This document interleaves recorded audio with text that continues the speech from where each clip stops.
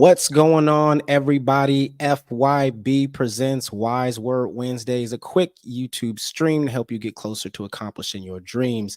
I'm your host, Joe Spider, and I do represent the Fresh. Listen, if you haven't already done so, I'm going to ask that you go ahead and do me a solid one and click that like button, click that subscribe button. And if you feeling comfortable, go ahead and drop a comment as well, too. I also want to thank you for tuning in, whether you're looking at it on YouTube or Facebook or Twitter, or you're listening on Apple Podcasts or any other podcast platform. I just want to say thank you for taking a moment of your time just to listen to the things that we have to say here on this show. I have a really great episode for you today. I've got some people that I've known for quite some time who are doing some great things in the community. I'm excited for you to hear what they have to say about their journey. And again, the hope for you all, as I say every week, is that you can, what we call, eat the fish and spit out the bones.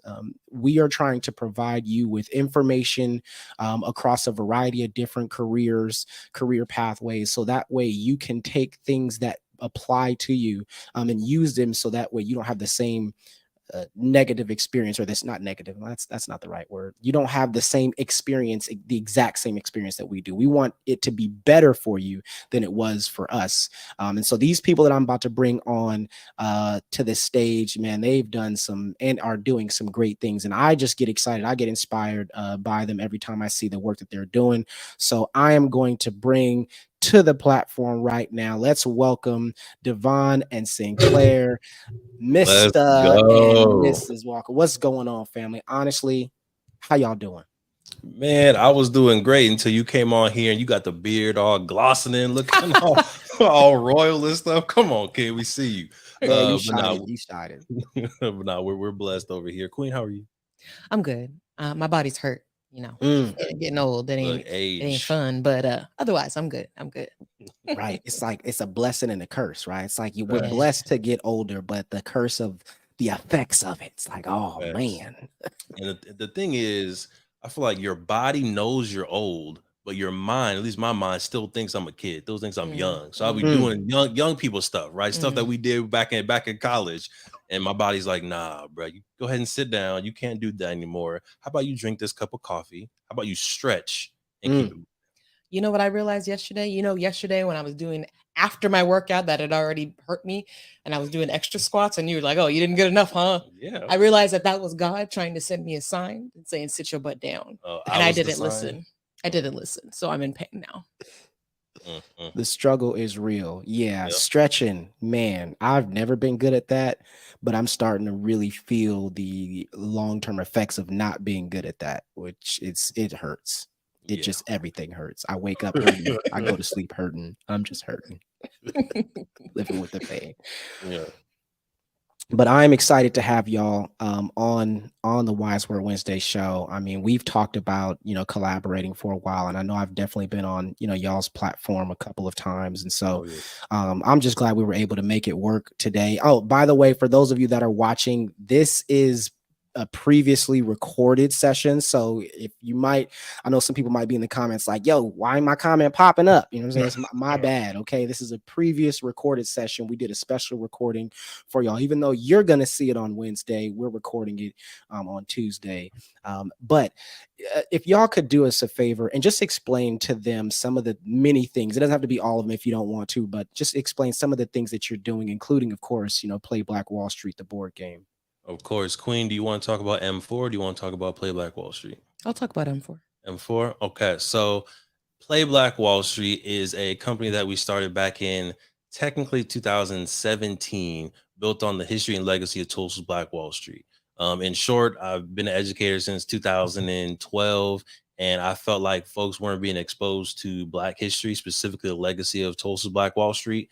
And when I learned about this legacy back in 2011, 2012, with my first Black Studies class, my mind was just literally expounded. Like the fact that we can build an entire Black-owned city, the fact that we have Black doctors, an airport, transportation system, Madam C.J. Walker beauty salon and beauty parlor, endless dreams, endless possibilities. When I learned that, it opened the possibilities for me. So we created Black Wall Street, the board game, in 2017 to expose folks to that history. And then now we also teach in LAUSD schools and hopefully more schools in the near future on how to start a business. And yeah, every year we go to Tulsa Black Wall Street to learn. The team is growing, and it's been just a dope roller coaster ride, which I'm sure we'll talk about. Oh, yeah. that up and down roller Queen, hit them with the M4. Yes. So we also host a podcast together. We've had you on a few of our episodes. And so it's called The M4 Show, aka the Melanated Married Millionaires in the Making. It took me a month to be able to just say that. But that's a show where we talk about building wealth, building legacy, real estate, business ownership, being a couplepreneur, all the things that come with that. Yes, couplepreneur. And yeah, just our kind of our lifestyle as a couplepreneur, as folks who are trying to build generational wealth. So yeah, we try to give people really tangible like advice, things that they can take away and learn, things about, we always like to make the disclaimer, we're not experts, but we try to just expose things to things like come for us. No, right. Things like taxes and just different things to know about your taxes that you can consult your CPA, things again, like real estate, different ways of how to build wealth, the 4 pathways of wealth, all those fun things. So come check us out as well. No, I think that's dope. And you kind of touched on something that was a part of kind of the first question. And you said creating, generational wealth, right? Like, the first question I wanted to ask is, what got you interested in becoming, a business owner? And I know De'Von touched on it a little bit in regards to finding out about the history of Tulsa and Black Wall Street. But like, did you specifically say like, I want to be a millionaire because I want to create generational wealth? Or was there some other thing that was kind of going through y'all's mind when you decided we are going to be millionaires, in the making? I think it's been a tiered kind of rollout and approach. I think the first thought was we want to be business owners and entrepreneurs to control our time. Because when we were thinking about our future, we wanted to travel, right? We love traveling. We want 11 kids. 11 kids. And we want to be able to, like, if our son, if our daughter has a recital, has a soccer game, a basketball game, a dance competition, we want to be able to go. And, most of the time when you're working that 9 to 5, you don't have that full flexibility. Whereas when you're a business owner, yes, things are chaotic, but it's your controlled chaos, and you can schedule, kind of how you see fit. So it started off with, we just want to be able to control our time as best as possible so we can spend as much time with each other and our kids in the future. I think the millionaire ship kind of came a little bit later as we were like, all right, this business it's working. We can do this. We can really do this. These checks are actually coming in. And I have actually a running bet with 2 of my frat brothers that my dad and 2 of my older cousins, and we're all in a 5-way, 6-way race to see who's going to make it to $1 million first. So I think that's been going on for 2 years now. I think that was the first, like, we want to be millionaires, and this is the finish line. This is the race that we're racing. And I think we're very big on like manifestation, and we try to do like an exercise, like a vision board type exercise, like every year, just to see like, where do we want our life to go? And I feel like when we did that the first time, I don't know about you, but I feel like I slowly came to the realization that I want to live a lifestyle that is going to cost a little bit of money. That was breaking the first bad. time you realized that. I mean, like, of course, I feel like, I don't want to say everybody, but I feel like the average person knows that, like, okay, yeah, I want to be rich, I want to have money, but I feel like to actually get tangible with it, on like, I remember we were like, we went on like Zillow, and I'm like, oh, I would love to have this house, and we were like, oh, okay, it costs this much per month. We were like, man, I'd love to have a boat. Like, okay, that's gonna cost, like, all of these things. We got real like nitty gritty tangible with it, like what would be the dream lifestyle. And yeah, I think that's what kind of made us realize that, like, okay, well, we're probably going to have to be at least millionaires to make this possible. So I think that's kind of the gradual nature of us wanting to become millionaires. The M4 show didn't actually start off as the M4 show. It started off as True Health Forever podcast. And so we were first focused on health, with one of the branches being economic health. That's what brought on the board game. Right. And I feel like that's what slowly we ended up talking about 90% of the time in our episodes. So eventually we were just like, let's just go ahead and rebrand and make this a wealth focused podcast. So that's why we switched over, and M4 just kind of came to us literally in you know, in our naming branding session, and the rest is history. So did it shock you when you were doing research on the kind of house and the kind of boats and all these, did those numbers kind of scare you a little bit? Or were you like, okay, like, all right, it's gonna be, this house gonna be this much, cool, all right, that's it? Like, did you have any like nervousness or anxiety when you saw those numbers? Yes and no. It was a little bit of both. Like, and it was an interesting dynamic of feelings for me. It was like, if I compare that to where we are now, Right. then it's like, whew, okay, we got a long ways to go. But when we think about, when we start doing like projections for what we want our business to do this year, next year, then it starts to be like, oh, that's actually Doable. like, that's doable. We can do that. We can get there, you know, within the next 5 years or so. And so I think that that's where the dynamic came. It all depends on the reference point, I think, for me. Right. But I felt a little bit of both. It felt like really far, but really close at the same time, if that makes sense. I would say initially I was stressed, Josiah. Initially I was stressed because I think we've talked about our dreams and our aspirations before, all throughout college, first couple years out of college into our professional career. I was working in education at first, or I was still technically in education. But you know, she was an engineer, she was making engineering money. Kind of. I was, listen, compared to what I was making, you almost close to double my paycheck, right? So yeah, balling for sure. So I was a little bit stressed because I thought it was my responsibility to be able to make these financial dreams come true. So initially stressed. Then yes, we started to map out a little bit more what the cost would be. We started to map out our projections for the business. And also what we do now is we have a see us in 10 years goal, right? Well, how much she wants to be making as an entrepreneur and an amazing person, how much I want to be making, how much we want to be making, real estate we want to own, books we want published, just like goals that we want to achieve 10 years from now. And every time we go back to these goals, it's cool to see us getting a little bit closer to it. And then also knowing that these are still goals, right? Like in 10 years, this is still the reality that we're trying to create. So now I'm very calm about it. I'm at peace. I'm like, yeah, that's possible. We're getting closer and closer to that dream every year. Yep.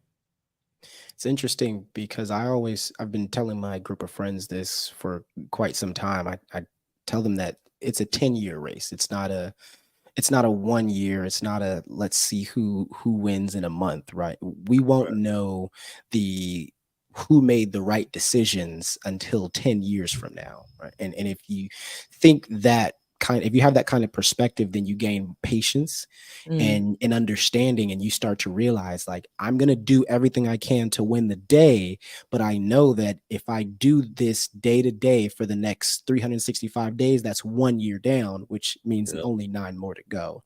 So I love the fact that you all are already saying this is my 10-year goal, because you're working towards that. And again, you may accomplish all those goals. You may not, right? You may fall short of a couple, but the plan is the focus is that you had that idea in your head to plan that far in advance.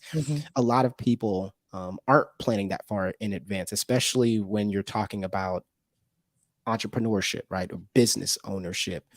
A lot of people think in the right now. Like, they're like, I just need to get my LLC. I'm going to pay my little $800 and I'm good to go. I've got my own business now, and now I'm just going to be rich. And it's like, because that's what YouTube tells us, man. Right. YouTube tells us, just get an LLC. Here are the free 3,000 write-offs. Boom, you're good. And it's like, when you actually start doing the things in real life, and that was my trap, probably, Josiah, to be honest with you, is I fell into the trap of thinking that YouTube is 100% reality.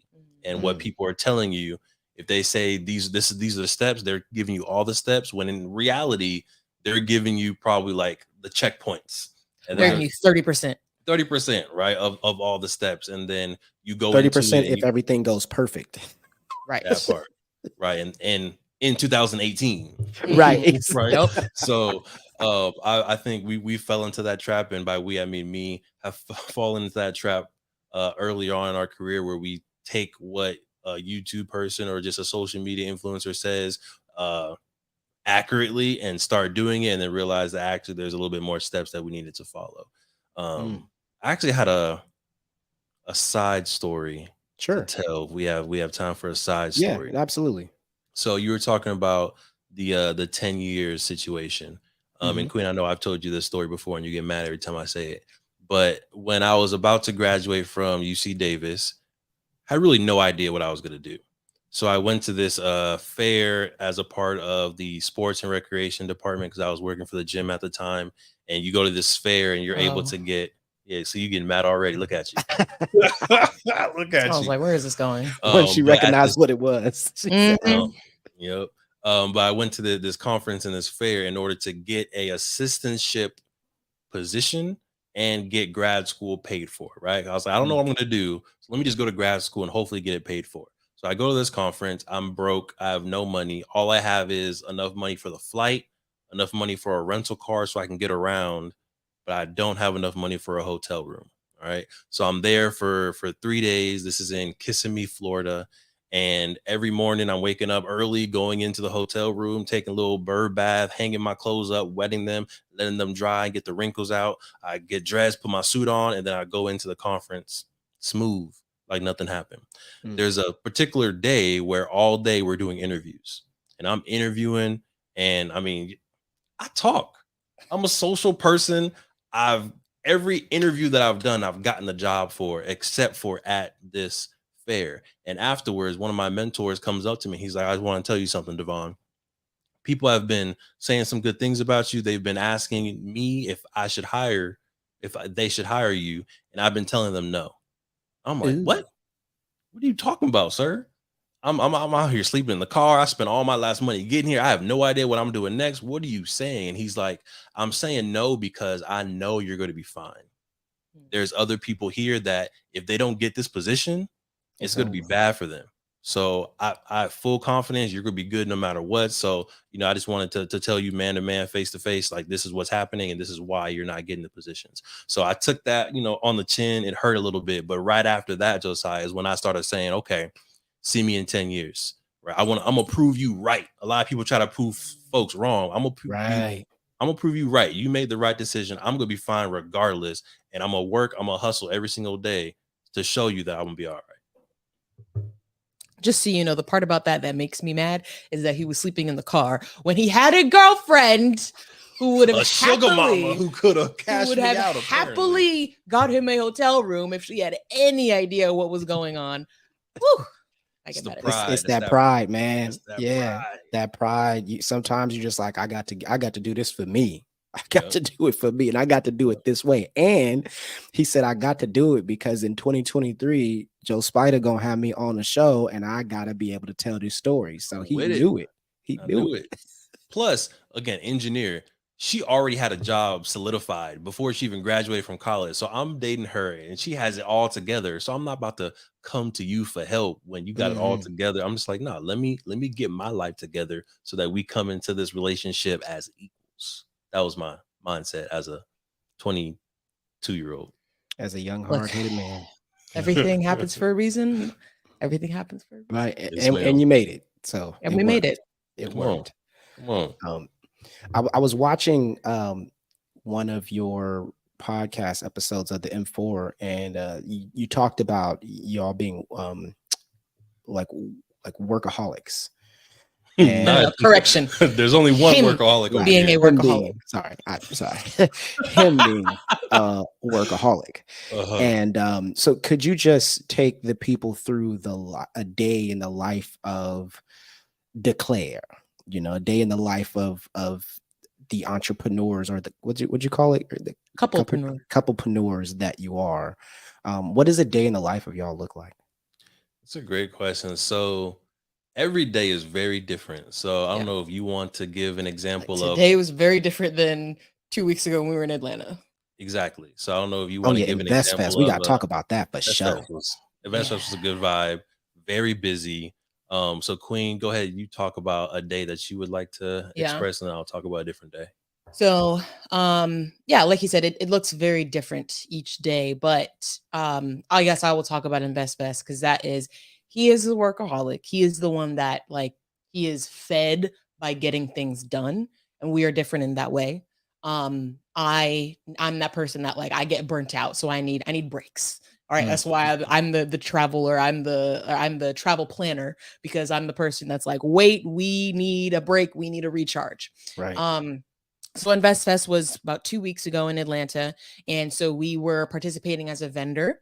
So we got there Thursday, and then we're basically setting up our booth and vending Friday, Saturday, and Sunday. And when I tell you, we were standing up, talking to people the entire time from like 9 a.m. to 6 p.m. Saturday, it was like 9 to 9. So 12 hours of literally like standing up and talking to people all day long. I'm introverted. All 3 days, I was absolutely exhausted. And literally on Sunday, the conference wrapped up at 6 o'clock.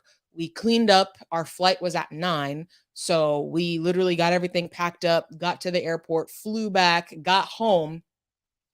I slept for like maybe 5 hours, and then I wake up and be a landlord and go to our one of our properties and just handle some landlord stuff. And so long story short, like that is an example of what some of our weekends look like. Like that's the reality. It's go go go. It's yeah, what is a weekend? Because it's there was no weekend. It was just 2 weeks of just grinding basically. But luckily that we had a holiday weekend coming up after that. He took us to the Beyonce concert. So there's balance. Hey, There's somewhat of a You know what I'm balance. saying? Gotta do a little something, a something, little But Joseph. something. that's an example of what like a weekend can look like for us. Boom. So I'm gonna go through. I I have a ideal calendar, right? So Okay. if a day goes smoothly, this is what my day should look like Monday through Thursday, Monday through Friday. All right. So I wake up at 5:30, drink my water, and do some affirmations. I stretch from about 6 to 6:30. We did talk about stretching. It's important. Do a Yes. stretch and light workout. I write from 6:30 to 7, and then I read from 7 to 7:30. 7:30 to about 8:30 or 9. I'm at the gym training and keeping my body right so my mind can keep up. And then from 9 to 10, I'm eating some breakfast, maybe checking in with the queen, seeing what things are doing. 10 to 12 is my time to get my critical actions done. So every morning I have my whiteboard right over here, and I have a few things where it's like, this needs to get done today, right? Whether it's training the team, whether it's sending an email, whether it's finishing stuff for our next edition of the board game, Hey. or something else like that. I have my critical actions and or important meetings will be from 10 to 12. 12 to 2, time to check email or post content on social media, Instagram, YouTube. 2 to 3 is lunchtime. Hopefully something nice and healthy. Today the queen may be a smoothie. I appreciate you. Sometimes it's an omelet, salad. Lunch is really usually a pretty light meal, so I can multitask. 3 to 5 is another time to complete critical actions or learn something. So I'll put on YouTube, learn something, or I'm in a lot of different courses that I paid for. So I'll go ahead and log in and learn something during that time. 5 to 7 is usually a team meeting or time to create content. And then 7 to 9, dinner with the queen. And then 9:30 to 10 is I write down any random creative ideas that I have, because if I have an idea and I don't write it down, I will not sleep. This is facts. This is facts. So I have a little reminder that comes up. Hey, you have an idea? Write it down. So I write it down to myself, text it to myself, email it, and then I'm sleep 10:30, 10:45 to 5:45 the next day. That's the You day. pushing those hours though, man. I'm not gonna lie. From you going to sleep at 10:30, getting up at 5:30, that's That's what's that? Is that exactly good. 7 hours? Okay, I think Yeah. you just I hitting need it. 6. I need 6 hours and I'm solid. If I get less than 6, it's bad. If I get more than 8, it's also bad. Mm-hmm. He's Got you. weird. He's different. He's different. One, he can fall asleep like within 3 minutes of, so like when he says like 10:45, it's really like if he gets in bed by 10:47, Oh, he's he's out. out. It's almost annoying as his partner. Sorry. Just laying there. I'm like, okay, well, eventually I'll get to sleep. I just gotta sit here and look at the sky. Right, right. But yeah, he doesn't need as much sleep. We're different. We are different. He is up. I'm getting up somewhere around when he's already in his computer doing something, and I'm like, hey, just waking up here because I need more sleep. We're different. We're different. It's interesting because a lot of times, and you all talked about, InvestFest and your experience there and having to work for so long. And you mentioned earlier that the reason you both got into being an entrepreneur is because you also wanted to see, you wanted to have your own schedule, right? You wanted to have that flexibility and that freedom. And I think a lot of people start off that way as well, too. But I think the importance is thinking long term, right? To understand that you're not going to start off having that freedom to be able to work any way you want to. Could you talk about the amount of hours that you have to put into getting that? Because this is a business that y'all started 6 years ago, and you're at the point now where you're like, okay, I can take a little bit of time to do this or do that. But it wasn't always like that. There were times where you were like, any free time that you had to be committed towards growing the business. Could you talk a little bit more about that? Oh yeah. So I want to talk about one side of the coin on the effort and the time that it takes, and then Queen, I want you to talk about March Yeah. and the benefits and paying off. But it's similar to, we've been talking about a roller coaster this whole time, and when you're riding a roller coaster and it's first starting off, and you do that tick tick tick tick tick tick tick tick I tick hate that sound, part. right? It's the worst part, but it takes a lot of energy for that roller coaster to get started and to go up. But and then it reaches that top of the hill and then has a time where it just swoops down. And then you might hit another hill where it's like, okay, it's tick, tick, ticking again. And then you hit another hill where it's swooping down. So when you're first starting off and you're, starting up your systems, you're doing the paperwork, you're building the brand and the consistency, and you're probably doing it by yourself. If you're lucky enough to have a committed partner too, you're doing it with someone else, but it's just dependent on y'all too. Once you start having those automated systems, you start learning how to use, StreamYard for scheduling things. You're using Simplify. You're on Buzzsprout, and you just have all these systems. Now you have team members as well.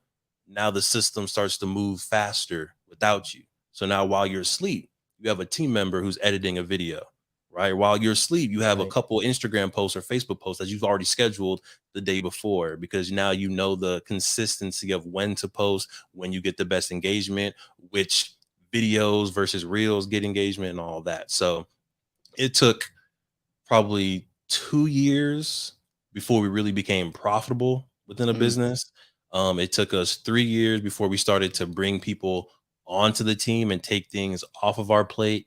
And that same 3 year cycle is when the Queen went full time within the business. And then it's taken 5 years for us to make an income that I think can really actually sustain us fully from the business. Talk about like what, because our life now looks very different than like yours did when you were living at Grandy's, like in the thick of it, like Yeah. creation stage, that like grinding stage. So like talk about some of the differences. And I know you talked about like, because I was not around at that point, like living near you. So it was like gym and work. Yeah. I think that was, man, you've watched like Rocky movies, like superhero movies where where like the hero goes from being that dweeby little kid to going through the Captain America experiment, and you just have Right. the series of B-rolls. I feel like the year and a half that I lived in my grandma's house after college, from 2016 to until we got engaged and finally moved in together in 2017 mid, that was my superhero montage phase. Literally, I would wake up still 5:30 a.m. and either go to the gym or go for a run. Then I would go to work. During lunchtime hours, I would be studying. I would be on the phone call. I would be looking at YouTube videos on just financial literacy, cryptocurrency, game design, anything like that. After work, hit the gym, go home. Didn't watch TV, didn't have cable. I'm on YouTube doing research. I'm building out the board game. Again, looking into cryptocurrencies, investing in cryptocurrencies until probably 2 a.m. Waking up again. It was just a whole different mode. And I think all those reps, all that time started to compound until finally I didn't need to do as much work anymore. Right. But I thank De'Von from the past all the time. Thank you, King, for the long nights. Right. For all the work you put in, because we definitely reaped the benefits when we sold all of our Bitcoin in 2020. That was a good time. Nice little chunk of change. Nice little chunk. Yep. And I was hesitant to sell at that time. It was at a record high. It was at like 56,000. And I was like, no, we shouldn't sell, Queen. We should keep it. This is a good long-term investment. And to the Queen's point, I usually don't listen when it comes to investment stuff. I'm like, Queen, I got this. I know the cryptocurrency. She was like, no, I think this is a good time to sell. We should really sell. And good job, Sinclair. It was a great time to sell. Bitcoin has not recovered since. And that funds allowed us to do a lot of cool things afterwards. So great decision, Sinclair. Thank you. But to what you wanted to talk about, so the kind of the different nature of the grind time that he was just talking about versus our life now still looks very different. So like you were mentioning, like part of why we went into entrepreneurship and business ownership was to being more in control of our time. Right. So yes, we have weekends like we just talked about, like InvestFest, where we are just grinding the whole time. There's no break, there's no whatever. However, we also have very intentional time where we are like, we're gonna be, and even in March, we weren't completely off, but we're gone. Right. So sometime last year, we were like, man, we really love this traveling thing. Like, wouldn't it be cool if we could just like travel for like a whole month? A whole month? Like, man. I'm like, yeah, that would be cool. And here's the thing with De'Von, like, as soon as it becomes like wouldn't it be cool, it's immediately a goal. Like, it's already a goal. Right. There's nothing that's like out of reach. So we started talking about like, wow, that would be cool. Like, well, then why don't we just manifest that? Like, what would that look like? And so we set aside like, okay, March is going to be when we take this trip. We did a whole bunch of planning ahead of time. It didn't end up working out exactly how we wanted it with the timing. And, I wanted to be completely unplugged for this month. It didn't work out that way, but we still got to travel the entire month of March. We left March 2nd. We came back March 30th.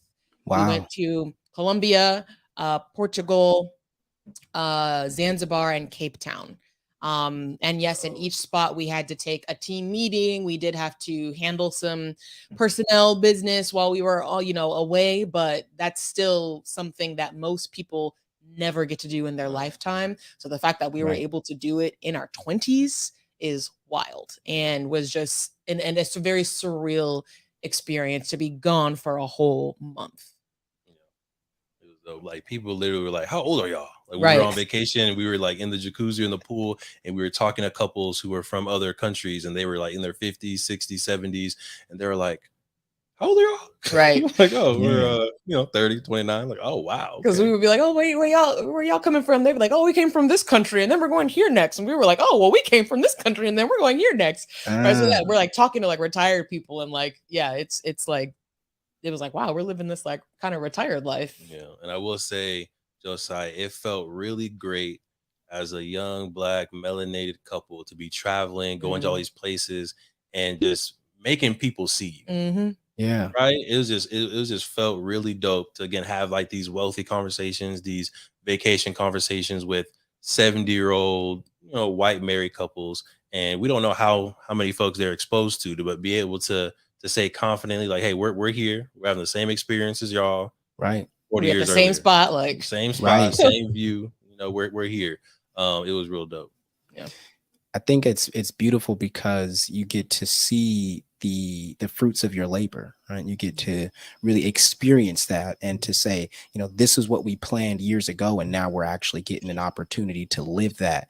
And I think the beautiful thing is that you are a living testament to what hard work looks like, and dedication and commitment and planning looks like over time, and what it looks like when you have someone who's fully committed to that cause, that's working with you side by side. And this kind of brings me to another question I have is, because I followed the M4 show, so I did see that you did document, those movements that you did, the different countries that you went to, and document the Beyonce concert. Hello, I actually went to the Beyonce concert in Vegas. I was actually supposed to go. I wanted to go to InvestFest, but I had bought the Beyonce concert ticket before, and then my goal is to make it to InvestFest next year, for sure, because I just want to be surrounded by a bunch of like-minded people as well too, and get motivated to take myself to the next level in regards to entrepreneurship as well. But how challenging is it for you all? Because you have been super consistent with the M4 show. You have been super consistent with documenting your legacy, or your journey. How challenging is that for you to share so much of what you're doing and what you're going through and what you're experiencing to the world? Like, is that a tax on you mentally? Is it a tax on you physically? How does that affect your family? Does your family look at it and be like, oh, they got money now, like that, why ain't they paying under my bills? Like, I don't know. How challenging is that for you to share your journey with the world, and really a bunch of strangers, right? You're putting it out there for anybody to see, which again, I genuinely appreciate it, because I use it as motivation. But what is that for you? Great question. Queen, do you have any thoughts before I jump in? One, I think our Grandy definitely taps in. I think your dad taps in a little bit. My family a little bit, but I Grandy feel saying like she wants some kids. I remember listening about that. She said she wants some kids. That's a fact. I feel like our families get to see the reality of what our life looks like, which is Right. I'm reminded of, although it's not a monetary thing necessarily, but my mom gets the calls when we're at Costco in the parking lot and we just bought a TV and then realized that our car isn't big enough to we had a Prius and we bought a big old TV. So it's like, I feel like those are the humbling moments where our parents are still like, these are still some kids. Like, they don't know what they're doing.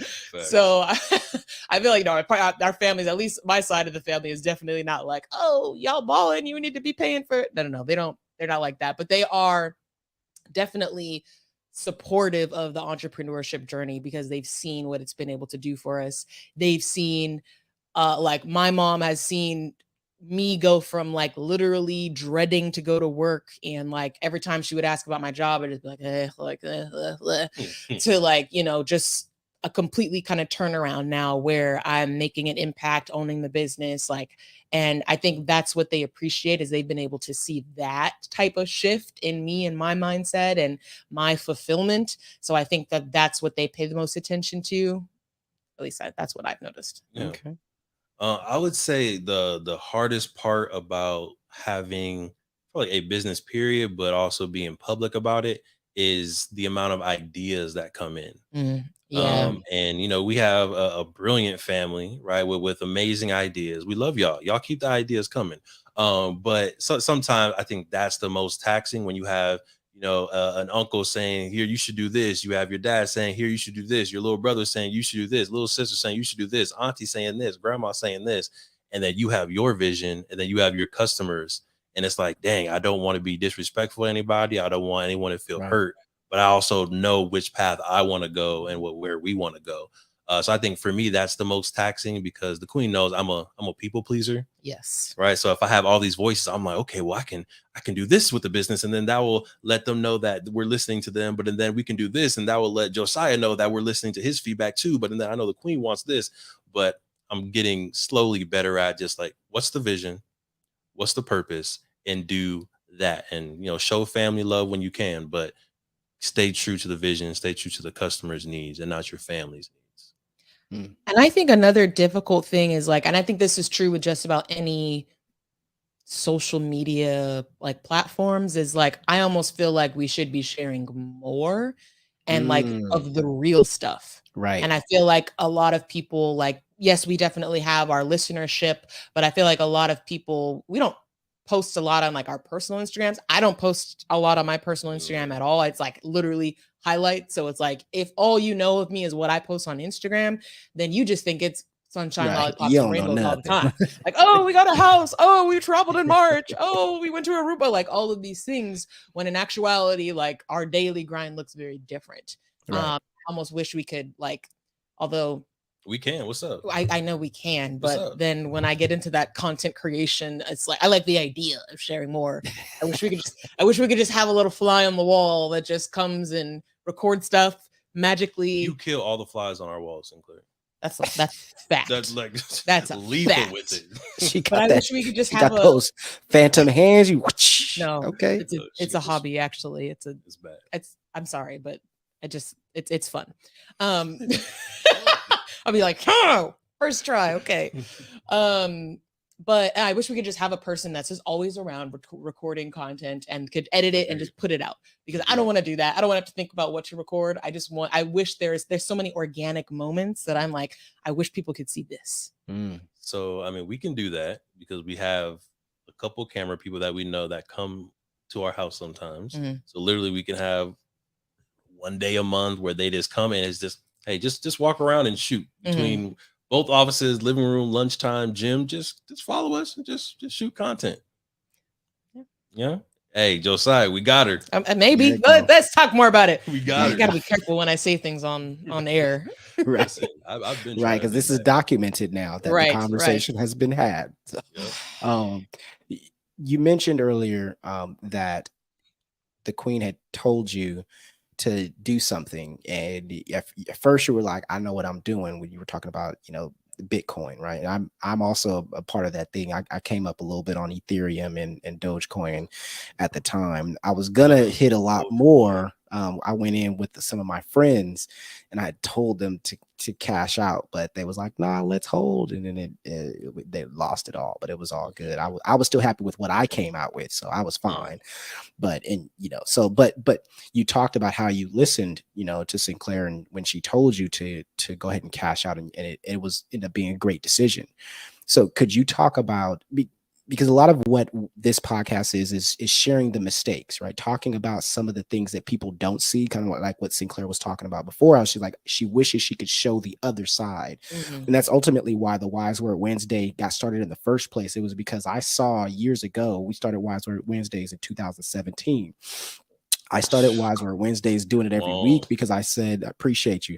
I said, all we see online are the highlights. All we see online are the great things that are happening in people's lives, which are amazing, but that's not reality, right? And so my goal was like, okay, can we just try to leave someone with a little bit of information that can help their life, that a little bit of information that maybe they can use to inspire them or motivate them or to get them through their week? Because, days are tough, especially like the Queen said, when you're working at a job that maybe you're not excited about, it can be hard to get to that next step, to get to that next moment. And so that's what Wise Word Wednesday was meant to do. And then I wanted to do the longer version of that in podcast or in show form, because sometimes I'd be like, dang, that Wise Word Wednesday was dope, but I got more to say about that particular subject and I don't have enough time. And because we know the way the algorithm works on social media and people's attention spans are a lot shorter. So could you talk a little bit about, I said all that to say, what are some of the worst mistakes that you've made throughout this long process that you've had of being, whether it's a part of the M4 show, whether it's a part of being an entrepreneur, whether it's a part of traveling tips? Like what do you think is some of the worst mistakes that you've made either in your business side or in life? Got you. Or in life. Ooh. So, I mean, I got 3 for sure for business, and I'll say them quickly, and you can let me know which one you want to talk about, or Josiah, you let me know which one you like. But one is Kickstarter must be one of them. Kickstarter, 100%. Not doing what we should have done on our Black Wall Street Kickstarter and it completely flopping. 2 is not having enough focus, and we had a whole lot of different businesses going on. And at one point we had to say which business we wanted to let go of so that the other businesses could flourish. And then the third one, maybe it's just those 2. I thought I had a third. It makes it easy. You talk about Kickstarter, I'll talk about Kickstart. There we go. Okay, there it is. All right, so back to YouTube. You look so excited. Look.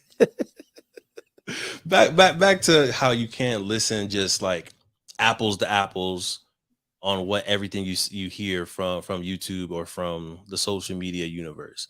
So Dame Dash, you know, Gosh darn it, Dame dope Dash. dude, Gotta be a Dame boss. Dash. You gotta be a boss. Gotta be a boss, man. You know, you gotta be an owner, right?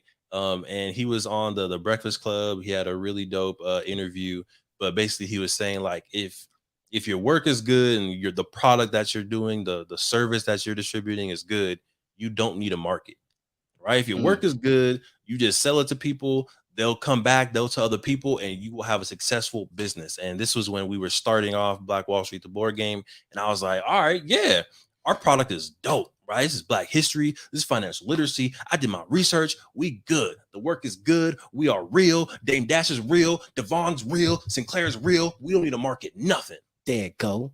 So we did a campaign, and the goal in the Kickstarter campaign was $28,000.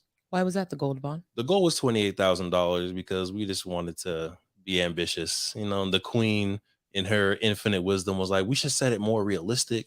We should do it for maybe like 5,000. I was like, nah, queen, you know what you're talking about, right? I'm on YouTube. Aim high. All right, aim high. I'm on YouTube. I've done the research. Right. He hadn't yet YouTube learned University. the whole listening to the queen yet.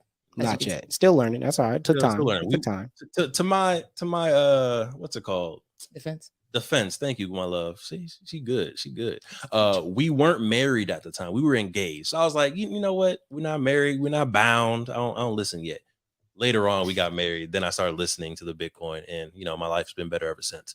But long story short, we set the goal for 28,000, and then for Kickstarter, if you don't get your goal, you don't get any money, and all the money goes back to the funders or the backers. We had no marketing. We had a very minimal effort video that we put out there. We did a little bit of emails, a little bit of text messages, and that was it. So that was a huge L in thinking that we had the clout, the marketing engine that a Dame Dash has, right? If a Dame Dash does something, Beyonce, Jay-Z, these people can drop albums or drop projects and not have to market because they already have a brand.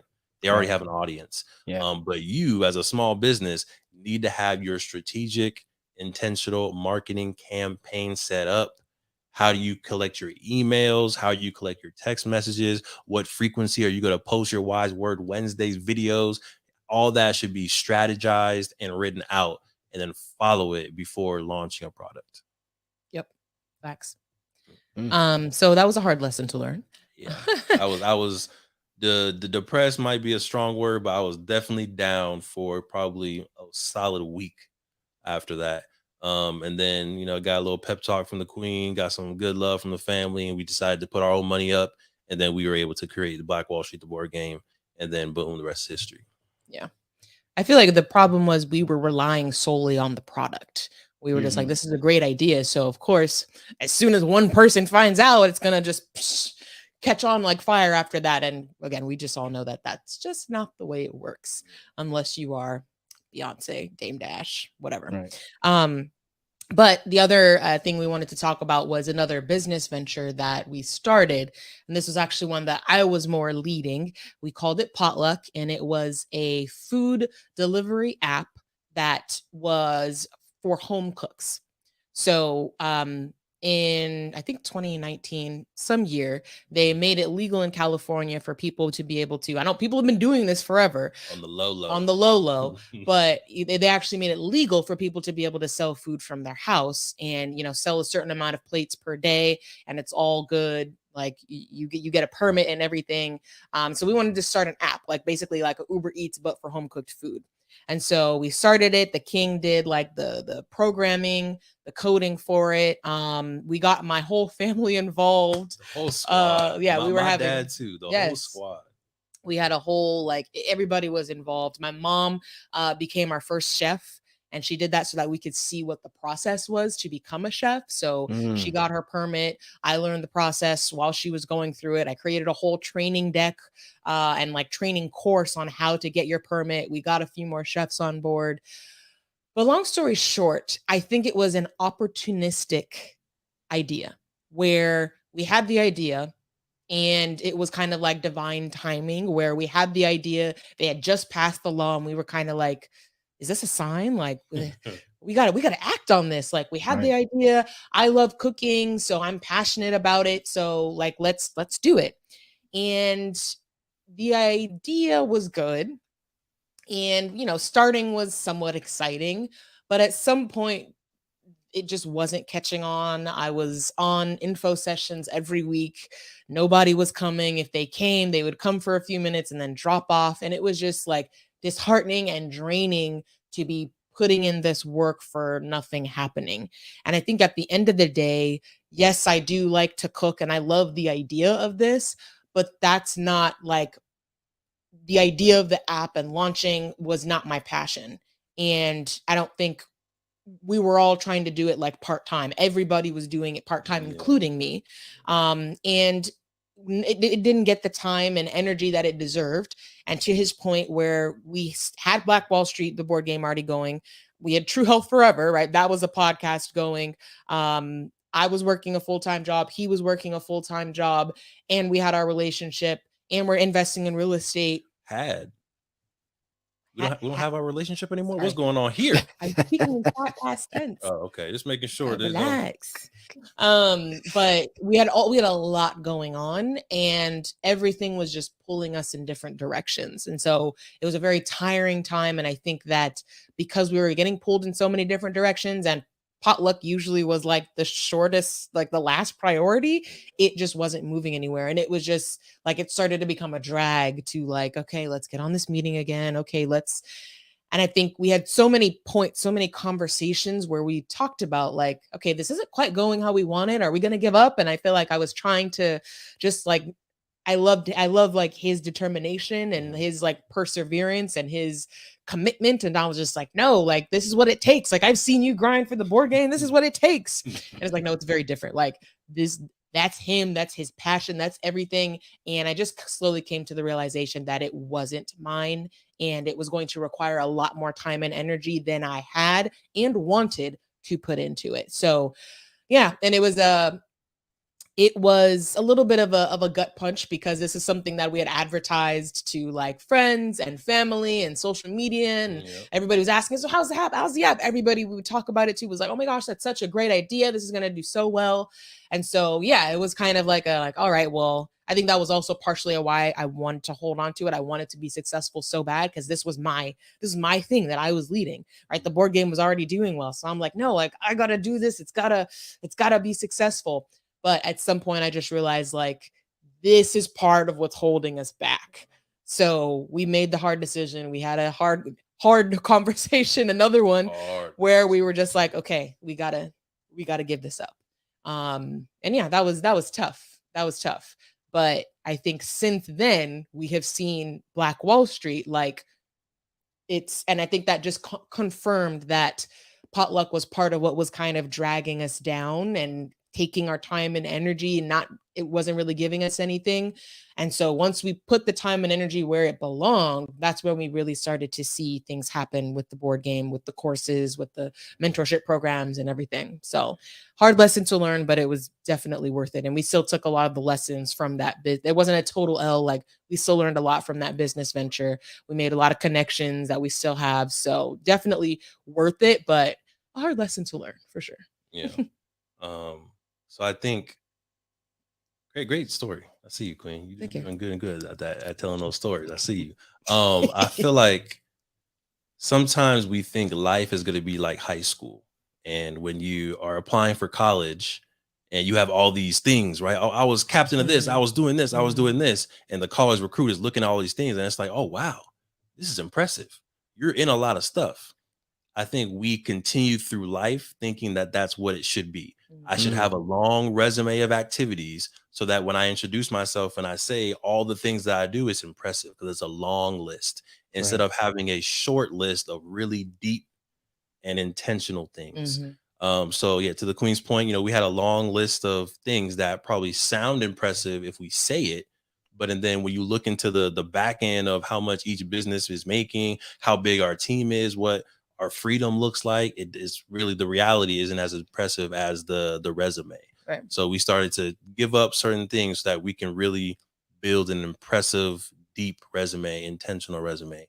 And yeah, it's been great ever since. And I think the Queen doesn't take as much credit for the growing of Play Black Wall Street publicly as she definitely can, because what we've been able to do is really sit in our gifts, our individual gifts. I can be on front of the camera. I can lead team meetings. I can do trainings. I can create retreats. I can do all the people oriented things. It will give me so much energy, Josiah. But when I need to fill out a contract, if I need to call insurance providers, if I need to double check payroll and make sure everyone's paid the exact amount that they're supposed to be paid and track the hours, I'm drained and I'm tired. So the fact that the Queen's been able to hop on, be full time, and really dive into all these things allows for the team to grow exponentially because she's handling all those things, allows me to continue to focus on curriculum, game development, and things that give me energy, which produce more revenue, produce more, I guess, community members for us. And we've been able to grow exponentially because of that. So hopefully you still see the Play Black Wall Street wins as Sinclair wins when you're out there in these streets. I do. Okay. But I think the initial launch of the grind part of it, like that was you. That was you. But exactly. But no, I definitely am sitting in like what I have been able to do for the business now. And again, that's where I think it was also a mindset shift of like, I wanted to have my business venture, right? That I could say like, oh, I have an app, but at the end of the day, like we work better as a team.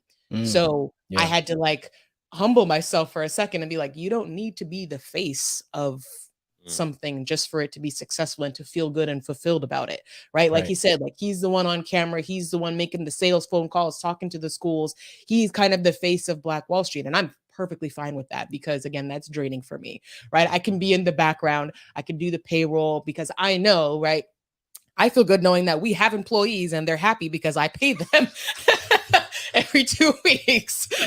Right? Our business would not be where it is if that was not happening, right? All of this insurance nonsense. Right. I know that it is creating the opportunity for us to make the impact that we're making. And so when we have our pitch competitions where we're seeing all the kids in the room and they're excited and they're talking about UVPs and MVPs and LLCs and all of these things, like, no, I didn't teach them that, but I definitely hired the people that did. Right. And I had the insurance that allowed us to be in the schools to be able to give them this information. Right. So it's a different level of fulfillment that is, I think it's put me in a much better place, and I think put us and our business in a much better place. Sure. You know, I think what's really dope about it is that, you know, you all started off putting, you know, a lot of eggs in different baskets. And then over time you start to realize, you know what, that basket over there, those eggs over there are kind of rotten. I'm actually wasting my time by carrying that basket, right? Or this basket over here is actually, I don't really like those kind of eggs. Or the brown eggs, I like the white eggs. Or these are the white eggs, I like the brown eggs, right? Like, so you start to kind of fill out what is best for you as you developed, as you got older, as you begin having more practice and, you know, more experience within that particular practice. And so for those that are listening out there, I want to encourage you, you know, test the waters of different things, because you don't know exactly what's going to stick or what fulfills you until you get a little bit more experience. And then over time, you know, now some people will hold on to those eggs, those baskets too long, right? When it's hey, it's past time. But having the ability, and this is why it's important to have a solid team. And so this is why I really respect, you know, you two working as a team, because I think had De'Von would have been on his own, right, he might have held on to those ideas a little bit longer, or he might have held on to that crypto a little bit longer. Or Sinclair, maybe if you were by yourself, you would have held on to that idea of having that app and a little bit longer, as opposed to when you saw the fact that what De'Von was already invested into and how it was kind of working, you're like, okay, let me just focus on that, as opposed, let me help him on that, as opposed to trying to start my own. And so I love that about you all, that you all are really cohesive and you work really well together, and it's producing like this positive synergy that allows you to develop and to grow and to just have exponential success in regards to everything that you're doing. So major support to you both for that. And the other thing is, you know, when I did listen to that Breakfast Club interview with Dame Dash, and I think his issue isn't even just the fact that he already has a following. I think it's like not all street hustle dope game, you know, not all of it resonates with or is parallel to every single other industry, right? Like, yeah, you can do that in music because music has a sense of like when somebody hears it, they're quick to pass it along, right? You could do it with the dope game because once people had a hit, they was like, all right, I'm passing, I gotta get some more, right? I have that addiction. But in regards to when you're talking about creating a business, like or a board game, right? You do have to have marketing, you do have to have an audience, you do have to be strategic. You can't just go by my reputation because you don't technically have the same reputation that a Beyonce or a Drake or, you know, or a Jay-Z or any of these people that may have, to be able to just have, no matter what you drop, you have a cult like following and they're just going to support. You have to put yourself out there, which is ultimately why you've consistently done things like, you know, going to Atlanta to InvestFest or going to various different things, Black Family Day at UC Davis, and a variety of different things that you've done to make sure that you're saying, hey, I'm still going to do the work to market myself and put myself out there. Regardless of how successful I am, I still know that there's another level that I'm trying to reach, and I'm staying focused on that goal. So man, definitely salute you both for being able to do that. I want to get to our last couple of questions here so we can kind of wrap this episode up, but don't worry, we will have you back on for another episode. But one thing that I would, for, you know, come on now, we got to, we probably will have you on like 10 more. So we appreciate it for sure. So the last two questions I wanted to ask is, you know, what is one piece of advice that you would give to others to kind of help separate them in their journey of being an entrepreneur or a couplepreneur? You know, what's your piece of advice that you would give them so that way they can distance themselves from the rest of the competition? I mean, you've given a bunch of different gems and jewels already, but is there anything else that you like, just a tip that you may want to go in? If you don't have anything, it's cool, but if you do, let them know what's up. Oh yeah, Queen, you want to go first? I know sometimes I take your answer. First. Okay, perfect. You know I'm ready. So we teach this inside of our course, and it's called your UVP, right? The Queen already said it, your unique value proposition, and it's really about self-discovery. What are things that you love to do and you would do all day, every day without getting paid, right? What's your natural personality test or personality style? You can go online. There's free personality styles that you can take, whether it's an orange, green, blue, gold. And then these traits have certain personality styles and traits that go along with them. And then there's also careers that are sometimes a little bit better for an orange versus a blue. Now, orange is someone who's an extrovert, right? They love being in front of people. They like advantage and energy. They like events, excitement, adrenaline.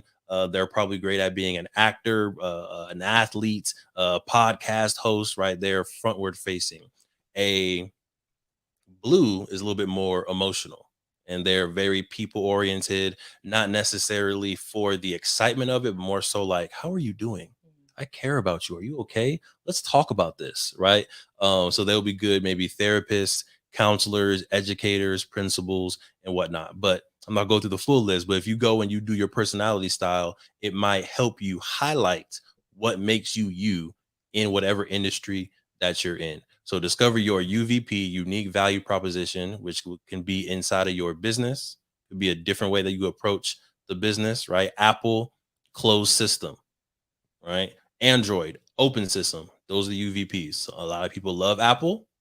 A lot of people love, well, maybe not a lot of people because I'd be getting kicked out of all the group chats, but some people like Android, right? So discover your features that are going to be different within the business, but also discover your own personal features and what makes you different or special compared to other folks. Nice. I've been going back and forth the whole time you were talking on what I'm gonna say. So you weren't listening. Anyways, so I know what UVP is. I heard you talk. I've been there before. Yeah. I would say get comfortable being uncomfortable. Ooh. Yeah. So I, definitely had I'm blessed to be full-time in our business now, but I had a full-time job where I got comfortable in what I was doing. I knew what I was doing. I didn't enjoy it, but I at least knew what to expect for the most part each day. Um, and that felt safe. And I feel like it has been a very different experience now diving into this entrepreneurship business owner world, where I feel like each time we get to like okay, we're gonna do this, okay, we're gonna do this, he's like, oh yeah, this is so excited, we're gonna be able to do this, we're gonna be do this, and I'm just like, well, we're not ready for this. I don't know how to do that. What do you mean? Like, I don't know how to run payroll. We've never had employees before. Like insurance, we don't have insurance. What do you mean? Like, and so it's a very uncomfortable feeling that we're about to step into something we don't even know what's in the water and we're just jumping in. And I think we've been through that enough times to where I've just accepted, like, that's how we level up at this point, is that you just step out there and you figure it out. It doesn't mean you don't have a plan. Like, we always have a plan. We always have steps that we're going to accomplish. We always have a goal, but we don't always know exactly what to do before we jump in and do it. If that makes sense. Right. But I have learned that that is kind of what it takes.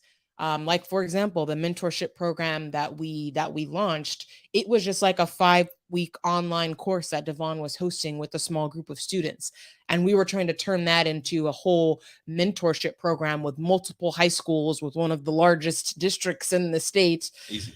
And like for amount of money that we had never charged before. And I'm like, how do we even know that this is good? Like, how do we know that, like, what do we need to do? How do I know how to pay employees? Where do I go? Like, do I write them a check? Like, how does this go? Right. But you just learn. Like, I got my butt on Google and was like, payroll systems, right? Found the one we're using. Not plugging you because you're not a sponsor. But that's how we found things. It's like, well, I'm gonna just type it in on Google, right? Everything starts in with a nice little Google search. But you have to be comfortable stepping out, not knowing what all of the steps are. And I'm so used to being a person that I want to see what A through Z is before I even step my foot in the door. That you are. Yeah, that's the type of person I am. And I've had to get out of that mind that I may only know A and B. And we just see will present itself when it comes. So I've just I have had to just accept that and know that, one, I have a partner here, right? I'm not doing anything on my own, and that we have resources. We have the internet. We are in this age where anything you want to find, somebody has already done it. You just have to go and find the information and be comfortable knowing that you're not going to have all the answers. There's going to be fires you have to fight, and just be comfortable with that and knowing that whatever you want is on the other side of your uncertainty. Yeah. Oh, yeah. I'll leave it there. That was good. She said, I used to want to know A through Z, but now I just know A and B, and I see what happens next. Did I say that? You said something like that. It was saucy. Barred it. You have to play this back. Saucy. Yeah, that was a bar. I'm about to clip that. Hey, I'm about to clip that. You're welcome. The very last question, I wanted to ask you all is, as you know, I mentioned earlier, we've been doing Wise Word Wednesdays every week since 2017. So we are approaching year 7, right? We're about to hit year 7, and we've been doing Wise Word Wednesdays consistently. Thank you, man. I appreciate y'all. And so if there was one wise word that you could leave the audience with about anything in life, that you feel is important, what would that wise word be? And to help things out, what I always ask people is, like, if you could go back, if you couldn't think of anything off just that question alone, I always say, if you could go back and tell yourself 15 years ago, what type of advice would you give your younger self? But if you wanted, it could be anything in life. Oh yeah, and when you say wise word, is it literally a word, or no, just more like a wise phrase, a wise speech. What would you tell yourself? a wise essay. No, just kidding. Double space. Look, yeah, PIQ season for sure. Man, I would say start now. right? So I think growing up, I think I had the information, capability, mindset to probably start a board game as soon as high school. Where I could have made Black Wall Street the board game in college when I literally had learned about the curriculum. But the idea didn't come to me at that time. But I would say if you have an idea, you have a capability, start right small, whether it's a podcast, whether it's a graphic, whether it's writing a book. Figure out what is my MVP of the dream, and MVP is minimum viable product. How do I make my idea as real as possible with the resources I have available today? And just start. Every Instagram page, every YouTube account that you see started with 0 followers, 0 posts, 0 comments, 0 likes, and some of them have grown to millions, right? Hundreds of thousands, 5,000, 2,000, 200, whatever it is. But you have to start with that 0, like everybody else, and just work your way up to whatever that dream is. So my wise word: start today. I love that. I would say let go of any expectations of what you are supposed to do and just do what you want to do. I feel like when we are younger, we're very impressionable. We care a lot about what others around us say or think or want us to do. You know, for me, like my parents definitely had a big influence over what I should do. It was pretty much known I'm going to high school, then I'm going to college, and then I'm getting a job. And I feel like the major I chose was sure something I thought I would be interested in. I was chemical engineering. I'm like, I like chemistry. I like math. Sure, we'll do chemical engineering. That sounds like it's a good, trusty job, secure job that's going to make a lot of money. It did. Sure. I was miserable, but yeah, I had the money in the office and all that stuff.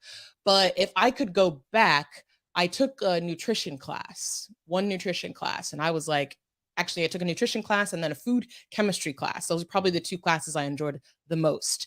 And that should have been a hint for me of like, maybe you should switch your major and do something you're actually passionate about, right? Because I graduated, sure, I started the job and very quickly realized like, this is not it. This is not what I want. This sounded good, but like, I don't want to be doing this for the rest of my life. And had I probably followed the inkling I had in school and switched my major to something I was more passionate about, I think I would have been able to find what I like a little bit quicker and avoid some of the turbulence and going through the full-time job of not liking it and then having to find the entrepreneurship. I think I would have found this point a little bit sooner. I do believe everything happens for a reason, but if I could go back, I would say like, let go of what you think you're supposed to do, test the waters, like you said, like kind of test the water, take some classes and just see what you like. Even if your major ends up being dance, which that was like, I would never do that. But I mean, maybe that would have worked out for me because I love to dance. And, I see a lot of my friends who went and went the dance route and they're living their lives. And I'm not jealous of them at all. That's their path. Look, my body's set up. I'm like, no, that was not meant for you either. But I think I admire that, like, from high school, they knew what they wanted to do. They went out and did it. And now they're traveling the world, dancing and enjoying their life. And I'm so happy for them. And yeah, I just admire that at a young age, they were able to identify what they wanted to do, block out the noise and just go for it. So that's probably what I would go tell my younger self. Block out the noise, figure out what you want and go for it. Man, I love that. And I definitely can relate to what you said in regards to classes. I remember I wanted to be a lawyer. I started off as criminal justice in college for my first 3 years, and I took an intro to sociology class, and I was like mind blown. I was like, this is how I felt my entire life. I just couldn't find the language to articulate it, or I didn't have the historical context to be able to apply it to certain things that I know for sure. And so I switched my major to sociology, and I've been rocking with it ever since. Like, I love it. So definitely could relate to that. Man, I appreciate y'all so much for taking the time to join me for this podcast episode. If you didn't know, the title of this episode is I Declare M4. So that's the Oh, nice. name of this title, because I know that y'all gonna be, y'all gonna be some millionaires, and I know Thank that you. y'all believe, in affirmations, and so that's why I named it the, kind of a play on the declare thing, but also I declare M4. So, man, y'all, I'm super excited, and I'm thankful that you all allowed me to be a part of your journey in so many different ways, as a friend, as a fraternity brother, but also, just as business partners as well too, in a variety of different ways. So I just want to say thank you for blessing me with the opportunity to be able to experience that, because when y'all do become super, millionaires and all that, I can be like, yo, they're my homies, you feel me? Like, no, I know them, like we cool like that. Oh yeah. But no, I'm just super excited for what y'all are gonna do, because I know it, I can see it, and I can, you can just feel that energy, of what's about to happen, and the shift that y'all are making, in our society. So I'm excited for that, and just continue to do great work, because everybody may not be liking it now, because a lot of people don't know about it. They may not show their their love for the journey during the journey, but when they Right. see the outcome, that's when they'll start to say, oh. And I think the beautiful thing is y'all have documented the journey, documented the progress, so when they do see it, when they be like, y'all were an overnight success, you'd be like, yeah, an overnight of 10 years, like Right. 10-year overnight success, right? So, and you have that they can go back and then watch, those that genuinely care, right? Because there's going to be people who just hop on the bandwagon, but those that genuinely are invested in wanting to become or have similar experiences or levels of success, they're going to go back and be able to follow from episode 1 all the way up to see how you progress. Because that's the type of person I am. Like, I like to go back to the beginning and see where Yeah. people, Yep. how they progress it, because it's just a beautiful thing to watch, and I just get inspired by that. So I appreciate y'all for joining me today. Easy. We appreciate you and for the invitation, but also you always say yes. So whether it's coming on the podcast, whether it's coming on a Black Future Month course, whether it's can we come on your, it's like, yeah, let's do it. Yeah, let's For do it. No sure. doubt, for sure. So, appreciate you for being a co-conspirator in our journey of success, and looking forward to us both growing and getting to that top of the mountain, the top of the peak roller coaster, and enjoying that view. And you always do a very good job at pouring into our cup. That's a fact. So always appreciate that. We always leave feeling really good about ourselves. Like, we're doing something. Yeah. We out here, making impact. So appreciate you. I can relate to, like, I always like to, whenever I see somebody, I follow somebody new, first thing I do is scroll all the way back to their first post. I'm Right, like, where does this right. start? I see where you're at now. Where does it start? So it's nice to see that we're all a part of this starting journey of us right now. Yeah. I love it, man. Well, another episode of the Wise Word Wednesday show. I appreciate my guests. Thank you again. And thank you for tuning in one more time. If you're not already, go ahead and hit that like button, subscribe to the channel. Also, you can follow the M4 show. They do their show every single week. They will update you with what's popping in their life. And also, don't forget to play Black Wall Street, the board game. You can find that information at playblackwallstreet.com. Tap in with Black Wall Street, the board game, at playblackwallstreet.com. If you want to listen to the M4 show, Queen, where should they go? You should go to the m4show.com. We're also at Instagram at the M4 show, and that's THE, the letter M, the number 4, and then show. Much love. FYB presents Wise Word Wednesdays. I'm gonna leave you with a We Fresh, and I love you.